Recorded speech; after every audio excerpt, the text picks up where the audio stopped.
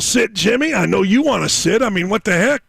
You've been out there working, man. Yes, sir. What made you want? What? We're gonna put him up here. What made you come over? Come over to Indianapolis? Yeah.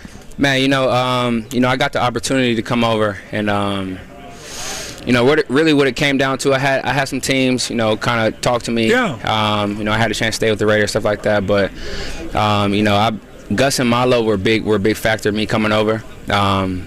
I've been with them, my whole career. So having the opportunity to come over there with them, with the Raiders last year, played pretty well, and then came over here, and it was just a blessing. I always kind of knew that there was an opportunity to follow them wherever they went. And when I got the opportunity, I kind of jumped on it. And, ever since I've been here, it's just been a blessing. I kind of made a decision with me and my family, and we felt really good about it. And ever since, I've loved it. I've loved it since I've been here. What is it about Gus Bradley? For those of you that don't know, he's a new defensive coordinator, taking over for Matt Eberflus, who went over to Chicago.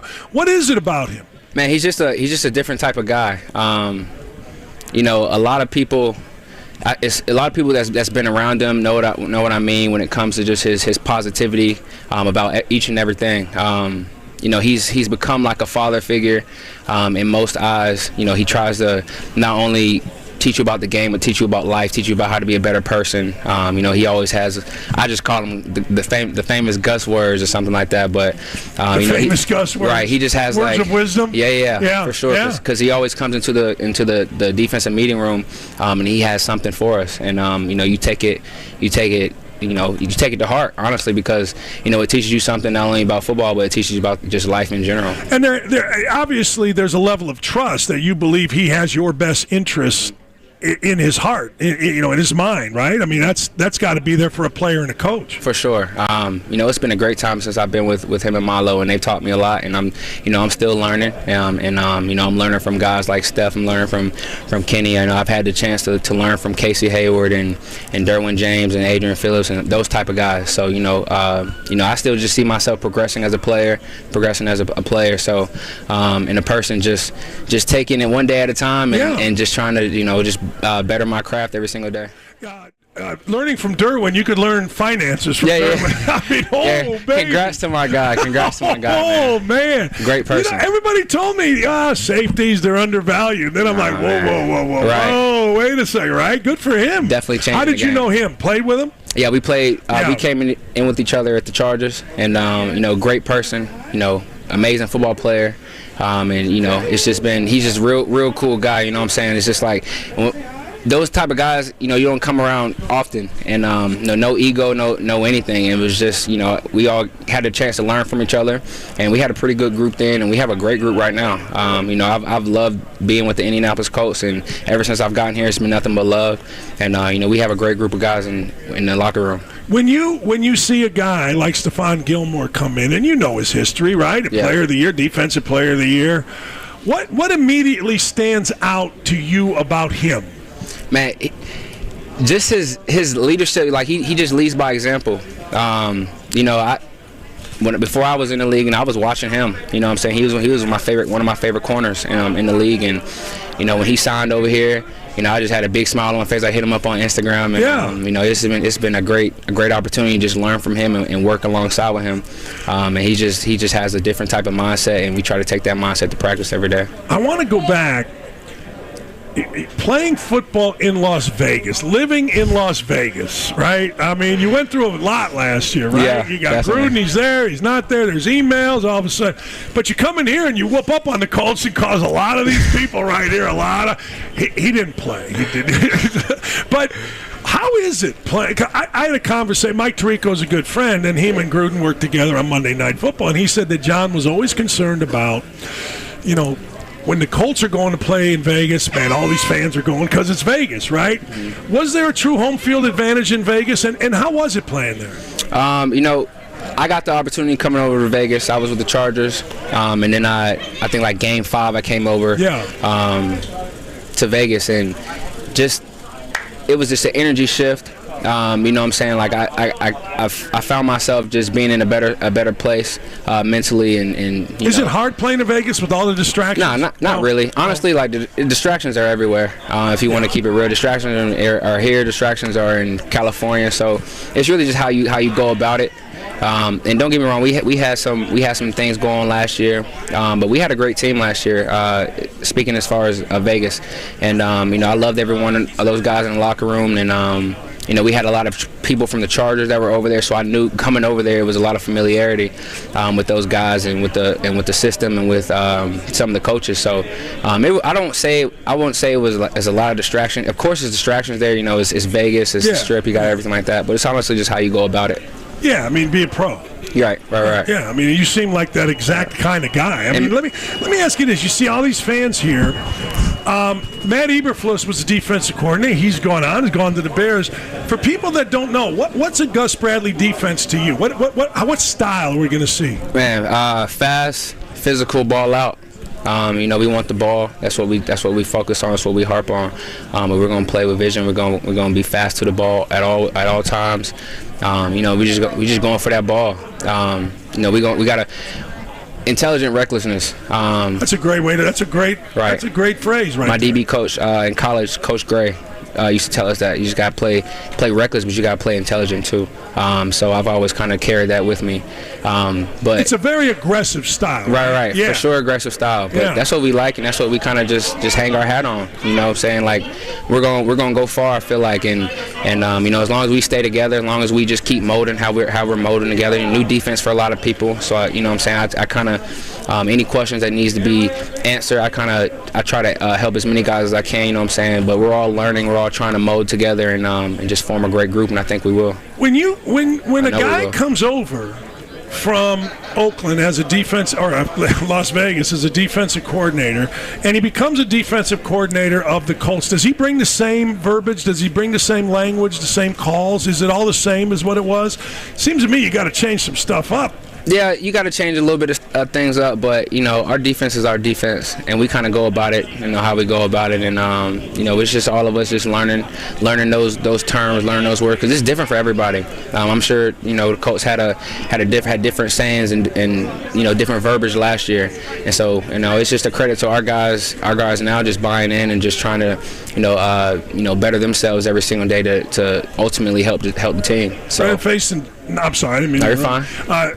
Joining us here on the hotline, brought to you by the Mower Shop. People getting a chance to see him on the YouTube channel. The YouTube chat is acting like idiots once again. They argue all day. About 300 or 400 people get on there and they argue about everything, who's good, who's bad. It's really kind of funny. But I want to get back to you. So you come, and now you're not an old guy, but you are a leader here because of your familiarity with what Gus Bradley wants, and you mentioned it earlier.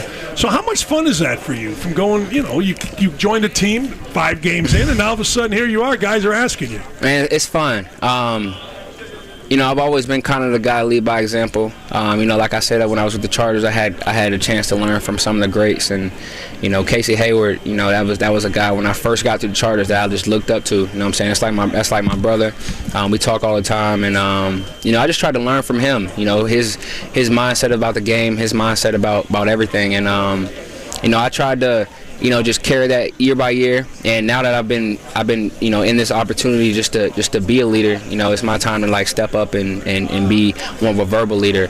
I'm not saying that I wasn't before, but it's a little different when you come somewhere new and those guys open you know, just welcome you with open arms, and you know, I want to help everybody that I can. You know, I don't really play secrets or nothing like that. So anything that's gonna help our team, that's what we got to do. So. People ask me all the time to ask guys, like, what's your day?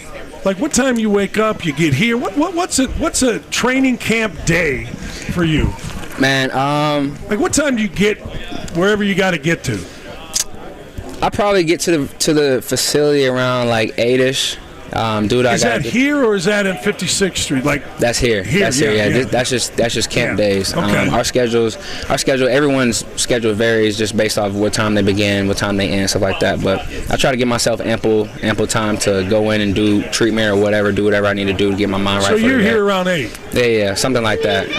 But I just want to give myself ample time just to do what I got to do to, make sure I'm ready for practice, make sure I'm ready for the meetings, walk through, everything like that. What time are meetings? What time does the day start with the coaches, or are you involved in film or lifting or whatever it is you do all day? It starts around like 9:30ish. Technically, but guys are in there way before then, just trying to do what they got to do just to keep up with their bodies, keep up with their mental stuff like that. As camp goes on, you start feeling camp legs. What is camp? Explain to people what camp legs are. Just anything you try to do to help your legs, and right. Sometimes it just doesn't work. It doesn't work as well. Yeah. And that's what we really call just camp legs. But you got to do beyond above and beyond of what you would normally do during camp. Just to keep up and just to make sure you're fresh as can be. So how many meetings a day do you have? Like right now, the practice is over. You're going to talk to me, for a few more minutes, and then what do you do? Go in there, change up, shower, talk to the guys. We have special teams meeting, then we have our defensive meetings, and then we have team meeting, and that's usually about it. It's about I don't even know what time it is right now. 2 o'clock. Yeah. So we'll probably begin meetings around like 3:30, just depending on the day. Today's been a kind of a little wonky schedule with Detroit being here, which was great to practice against those guys. You don't really know what to expect when you come out to a joint practice, stuff like that. Yeah. So it's good going against someone other than yourself. We enjoy practicing against each other every single day, but when you see another team, you learn things and you pick up on things that you wouldn't necessarily see with the team that you've been practicing with for the past like 2 or 3 weeks. So it's a good competition, always good love. No fights. No fights. No fights. No fights. All these guys are asking me like, hey, look, Dan Campbell's here. He wants to beat everyone's backside. All that stuff. No fights. Yeah, no fights. Good. We just competition. I think that was a point of emphasis over the past couple of days. We want to keep everybody safe because at the end of the day, like NFL is like a brotherhood. You know what I'm saying? We just know so many people across the league, across every team. So we want to keep each other safe. We want to practice hard and compete. But we want to, at the end of the day, we know so many people. You don't want to, you don't want to intentionally get somebody hurt. You know what I mean? But you want to just practice hard and get the best out of the other guy. What time's your day done? What time are you done? Depending. We usually close out around like 6:45, 7, and then whatever time after that, whatever I need to do after that, cold tub, just to get my legs right, whatever. So after that, it's pretty much over. But people think, they practice, they go home doing it. Nah, man, it ain't like that. Yeah, it's not like that. I swear, like, I don't know. Sometimes people like, they don't really laugh. They kind of, I'm like, I'm going to work. Like, people are like, what? Like this is actually like work. But we love the job, so like it's not really a job to us, but it is considered like it takes up a lot of our time, and this is our livelihood, and this is right. It's not everything. Like football isn't everything, of course, but it's what we do, and it's what we love to do, and we give it our all 1,000%. That's exactly. And that's what they're gonna get from me, Coach. I'm gonna get 1,000% from me, and that's what we just got to do every single day.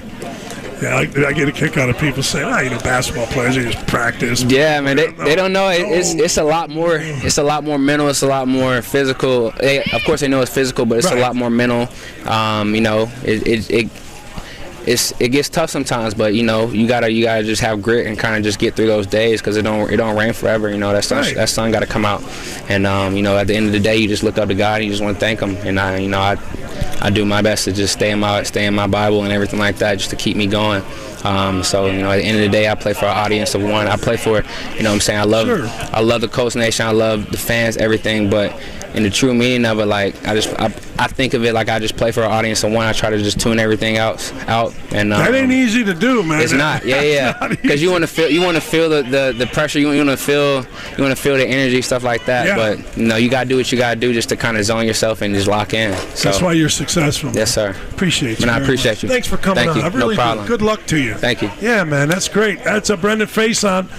And I got to tell you, man, every guy on this team that comes over, and Ballard's a friend of mine, and I always text him. I go, man, you got the greatest guys ever, man. You guys are awesome. I can talk to you guys forever, Brendan. I thank you for that, man. I appreciate Thanks you. Thanks a lot. Yes, sir. All right, we'll be right back. Lara Overton going to join us next.